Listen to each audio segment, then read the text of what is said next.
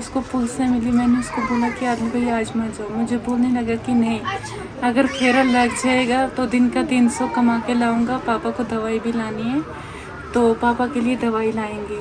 तो उसने नहीं माना मेरा, तो वो चले गया। जब 2 बजे खाना वाना किया हम लोगों ने, खाना खाया हम लोगों ने, तो 2 बजे हुए तो हमने सुना कि पहलगाम में फायरिंग हो रही है।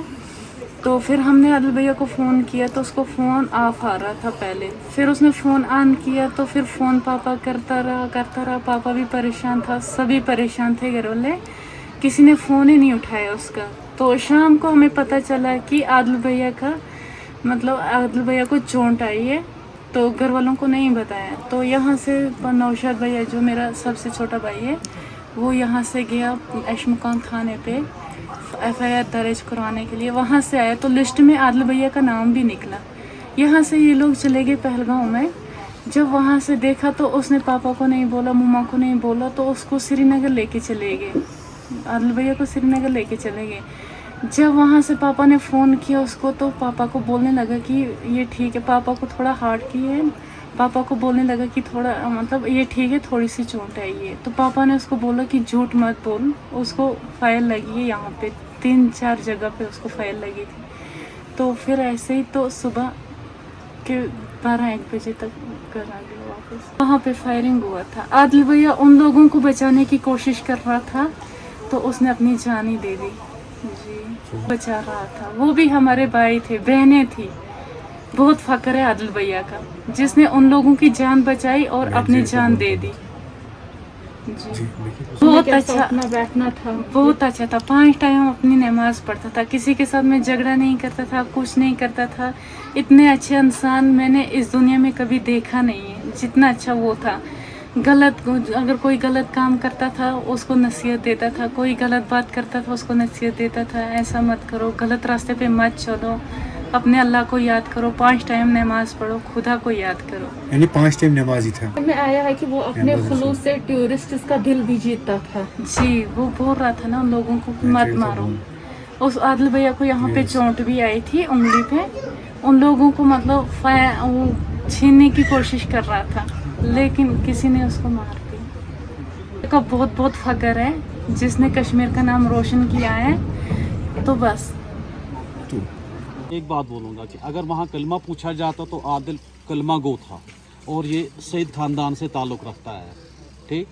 अगर कलमा पूछा जाता तो सईद ख़ानदान सबसे ज़्यादा अगर पढ़ने और पढ़ाने वाले हैं वो यही कौम है, तो सबसे पहले इनको कलमा भी याद होगा, इनको कुरान की कुछ आयतें भी याद होती। क्या ये वहाँ नहीं सुनाता उनको कलमा और कलमा की आयतें? तो आपको लगता है कि उनका कोई मजहब है जो मैं आपको एक बात बताऊं, जो भी गनमैन हैं जिनका मकसद और मतलब सिर्फ और सिर्फ यहाँ पे दहशत फैलाना है, एक गनमैन का ना कोई मजहब है, ना इंसानियत है, ना इखलाक है, ना वो इंसान कहलाने के लायक है। आप ये बताइए कि क्या वो इंसान है? वो दरिंदा सिफत इंसान, किसी मज़हब को नहीं पूछते, ना किसी मज़हब को देखते हैं। ये आप पिछले 30 साल से या 35 या 40 साल से ये चीज़ें आप इस चीज़ का मुशाहिदा कर रहे हो। यहाँ पे अगर कोई मारा जा रहा है तो वो हिंदू भी है, वो मुस्लिम भी है, वो सिख भी है, वो ईसाई भी है। और जो हिंदुस्तान हमारा है, हिंदुस्तान हमारा मुल्क है, और यहाँ की सालिमियत जो है वो हिंदू, मुस्लिम और सिख ईसाई से ही चलती है। हूँ कि उसने उन लोगों की जान बचाई। पता नहीं कितने लोग हैं जिनकी जान उसकी वजह से बच गई, और कुछ लोग वो भी हैं जिनकी मौत हो गई। तो हमें उन लोगों का भी बहुत दुख है कि हमारा अगर एक बेटा वहाँ पे उसकी मौत हुई है, लेकिन वो भी लोग हैं जिनकी 25 आदमियों की वहाँ पे मौत हो गई। उनका हमें बहुत दुख है क्योंकि उनमें बच्चे भी हैं और उनकी माएँ भी वहाँ पे है जो बच्चे के बगैर रह गई। यहाँ एक लड़की वहाँ पे 6 दिन की शादी थी जिसकी, उसका हस्बैंड मारा गया। इसका भी हमें बहुत दुख है कि उसने अपने शौहर के साथ अपना ज़िंदगी बसर करने की कोशिश की थी, यहाँ शादी की थी। अब वो क्या करेगी? अब वो क्या करेगी, कैसे वो अपनी ज़िंदगी बसर करेगी, इसका भी बहुत हमें दुख है।